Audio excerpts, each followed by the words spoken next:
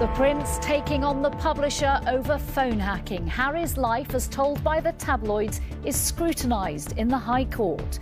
The Duke of Sussex is being cross-examined in the witness box over his claims the company that ran the Daily Mirror used unlawful methods to get stories about him, his relationships and his family. Also this lunchtime, Russia is accused of destroying a major dam in Ukraine. Villagers are evacuated over fears of catastrophic flooding.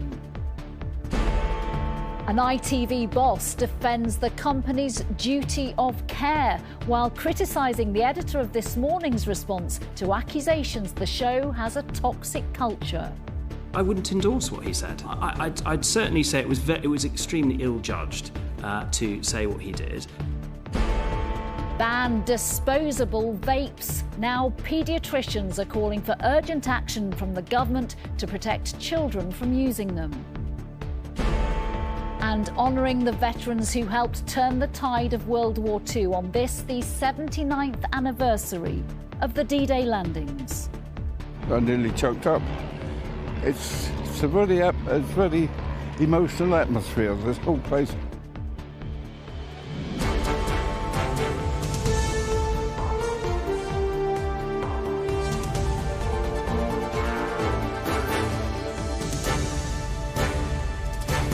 This is the ITV Lunchtime News with Nina Hossain. Good afternoon. Prince Harry has told the High Court of the impact that the British tabloids have had on his life, saying he felt their behaviour is utterly vile and that he was under 24-hour surveillance.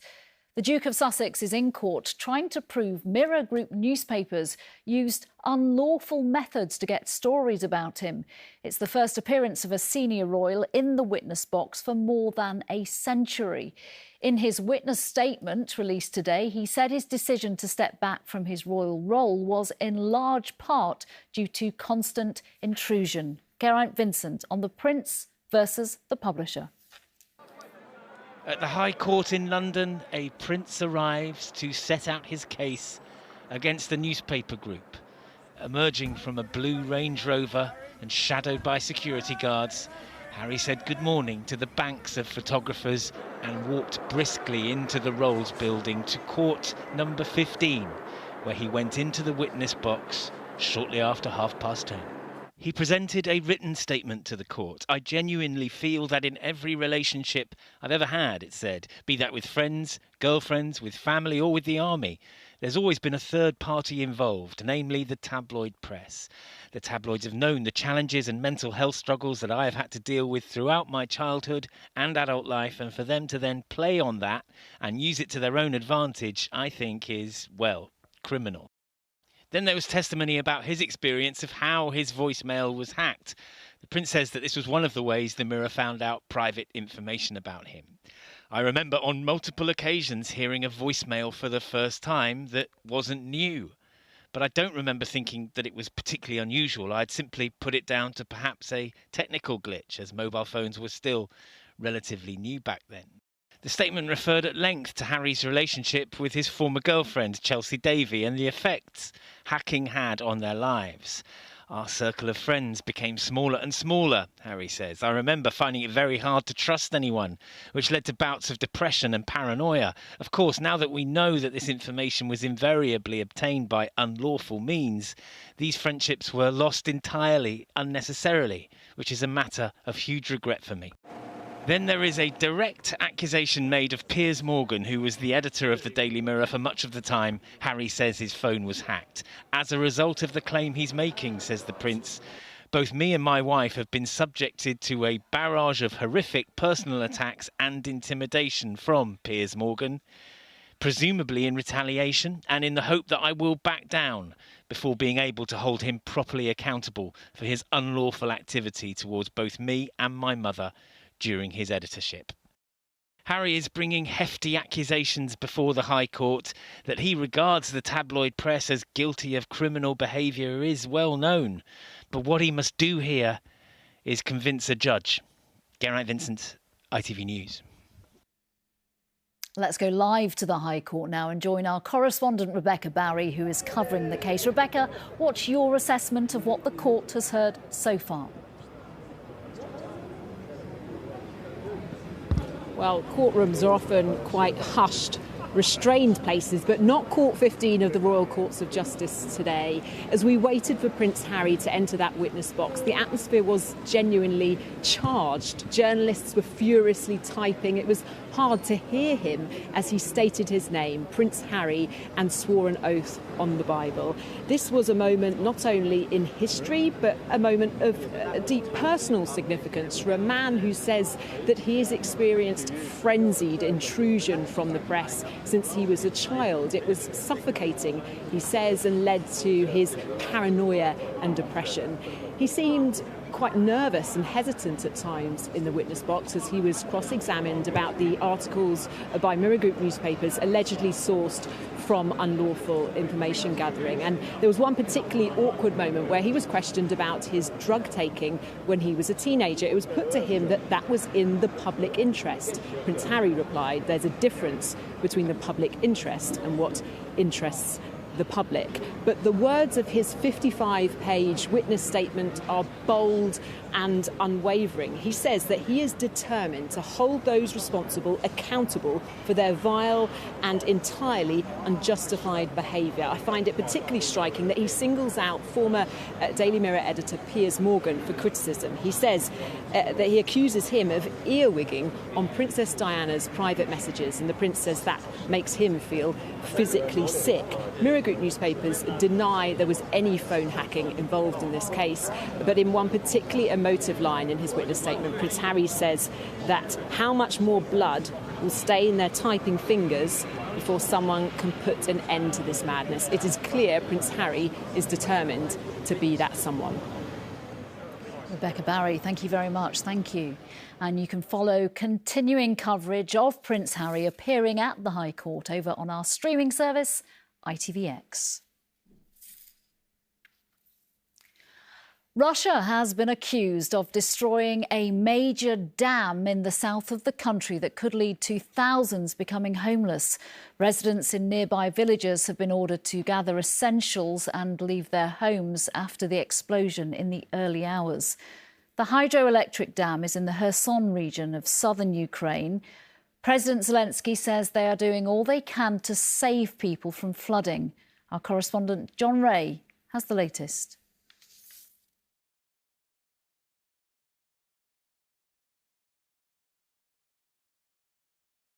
Amid the many waves of destruction unleashed by the war in Ukraine, this is a catastrophe on a vast scale.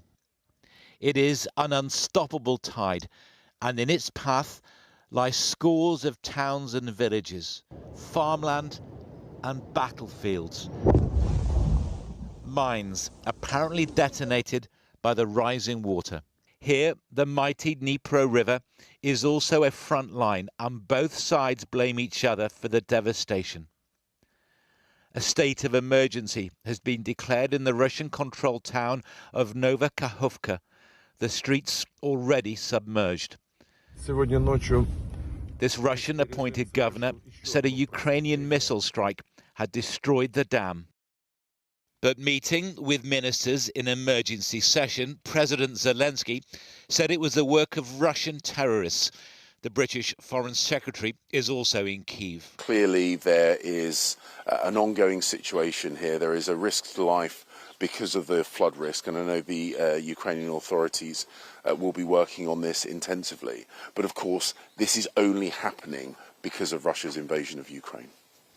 Ukraine believes this is an act of sabotage designed to halt its army's advance. In Kherson, the regional capital they liberated last year, authorities have begun to evacuate some residents.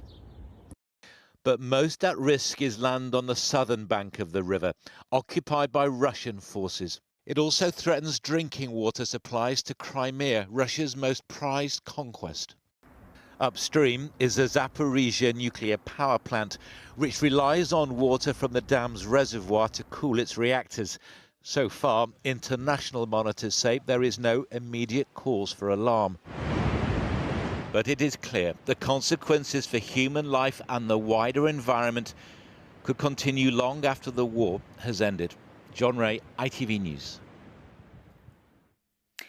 One of ITV's bosses has defended the company's duty of care to a group of MPs. Magnus Brook, ITV's Director of Strategy, Policy and Regulation, was responding to an accusation that the programme this morning was a very unhappy place. Mr Brook said ITV has a significant system of safeguarding and said that comments made yesterday by the This Morning boss, Martin Frizzell, when he was asked about the show's culture were ill-judged. Let's remind you of what Mr Frizzell said yesterday. I'll tell you what's toxic. I've always found toxic. Is aubergine. Do you like aubergine? Do you? Is there a toxic work environment? But do you like aubergine? Because I don't like aubergine. It's just a personal thing.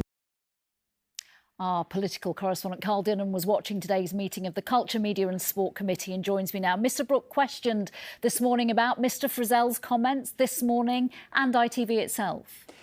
Yes, that's right. I mean, believe it or not, the Culture Committee wasn't actually meant to be talking about This Morning today because ITV's Chief Executive, Caroline McCall, is due to come before them next week to discuss all of that. But the SNP MP, John Nicholson, clearly felt that there were issues that needed to be addressed, particularly in the light of that appearance by Martin Frizzell yesterday that we've just played. Mr Nicholson suggested that those comments were outrageously dismissive and flippant about an immensely serious issue. And here is what ITV's Magnus Brooks responded. I'd certainly say it was extremely ill-judged to say what he did. But look, I can reassure you on behalf of ITV that we do take all of these allegations very seriously, precisely because we do have a culture in which people's conduct it matters enormously to us. Is his position secure after that? That's not a question for me, and it's not a question for now. Now, I think the reason that he may have said it's not a question for now is that ITV have asked a very senior lawyer to independently establish all the facts of what went on at This Morning, and that work is still ongoing. Mr Brook also said that ITV had a sophisticated and significant system of safeguarding and a duty of care, and that bullying there is unacceptable. And as I said, there will be more on this from Dame Caroline McCall, the Chief Executive of ITV, when she appears before the same committee in a week's time. Carl, thank you very much. The chair of the COVID inquiry said today it is for her to decide what is potentially relevant to the investigation into the government's handling of the pandemic. Baroness Hallett was speaking at the start of a preliminary hearing of the inquiry, but said she'll make no further comment about the ongoing row over her request for all of Boris Johnson's correspondence during the pandemic because of the legal action the current government is taking. With the latest, here's our political correspondent, Harry Horton. 3 years on, the COVID inquiry is starting to look back at how decisions were made, why they were made, and what lessons can be learnt. But as the inquiry's chair arrived this morning, she remained locked in dispute with the government over what information she can access. In my view, it is for the inquiry chair to decide what is relevant or potentially relevant. The Cabinet Office disagrees, claiming they are not obliged to disclose what they consider to be unambiguously irrelevant material. One inquiry lawyer warned the government it risked delaying proceedings if it didn't hand over everything requested. Delays in that difficult and burdensome process had the potential to disrupt the inquiry's process unless such problems are swiftly resolved. The inquiry's first public hearings involving witness testimony will begin next week. The government's legal challenge over what material to hand over will be heard on or around the 30th of June. Public hearings are expected to last at least 3 years. The full inquiry could go on even longer. What do you think? Never interview here, interview London. The former Prime Minister, Boris Johnson, has agreed to hand over his diaries and phone records directly to the inquiry, unredacted. Families who lost loved ones in the pandemic can't understand why the current government won't do the same. It makes me wonder what they have to hide. I'm sorry, it doesn't look like anything else except that they're trying to hide something. And it doesn't it doesn't fill me with confidence that they're so reluctant to provide documents to the inquiry. The government says it's willing to find another way forward and avoid a legal dispute with its own inquiry. But so far, neither side appears willing to back down. Harry Horton, ITV News. Next, the growing concern about children vaping. Last week, the Prime Minister asked for views on the issue. Today, the Royal College of Paediatricians gave Rishi Sunak its clear instruction. It wants the government to ban all disposable vapes. It warned youth vaping is fast becoming an epidemic. Our correspondent Rachel Younger is here. What exactly are these children's doctors saying then? Well, while they don't know the long-term effects of these vapes, they point out that there are chemicals within them that can be harmful to the lungs. That hasn't stopped more and more teenagers trying them. But what is really remarkable is it's the huge surge in one particular type of vape that is really driving their increase in popularity. Let's have a look at some of the figures that recent research has revealed. And you can see that there has been a 50% rise across the country among 11 to 17-year-olds trying vaping. That means that almost 12% of that age group now admit to having experimented with e-cigarettes. But it's the growth in disposables that seems to be driving that. In 2021, only 7% of child vapers favoured them, but disposables are now the preferred choice of over 2/3 of that age group. Now, when you think back to what vaping was originally promoted for as an alternative to nicotine for really hardened smokers, you can see how the marketing has changed, because although it's illegal to sell vapes to under 18-year-olds, just have a look at the packaging, which is very brightly coloured, the price, only $1.99 for certain brands, and the names, Elf Bar, Geek Bar, and you can see that they can look very attractive to teenagers, particularly on social media, which is why some doctors favour a wholesale ban, although another leading respiratory professor told us he thinks that there is an option that could prove even more effective. Better approach, and one that could be implemented much more quickly, would be to for the government to introduce an excise tax of £5 on disposable vapes, so that they're no longer available for pocket money prices. We know very clearly from the experience with smoking that increasing the price of cigarettes, reducing their affordability, has a big impact on use by young people. Now, the government has told us it has spent £3 million on an enforcement squad to try and stop the sale of vapes to those who are underage. But as mentioned before, it is possibly the Prime Minister's direct involvement with teenage children himself that could prove really critical here. Rachel, thank you. If Manchester City are feeling the pressure of trying to complete an historic treble this weekend, the team is not showing it. After beating Manchester United in the FA Cup final last Saturday, this Saturday they take on Inter Milan in the Champions League final in Istanbul. If they win, the Premier League winners will be celebrating their third trophy of an incredible season. Rachel Townsend is at the Etihad campus and just sent this.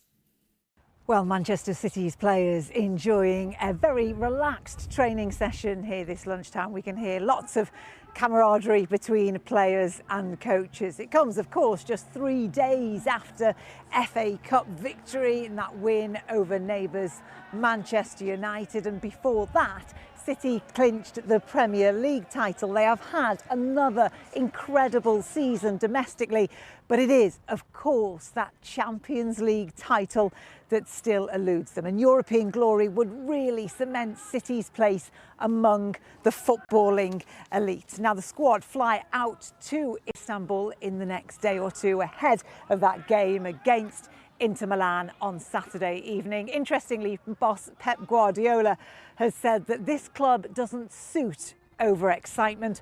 Well, he may have a job on his hands over the coming days, containing the excitement among both players and indeed supporters.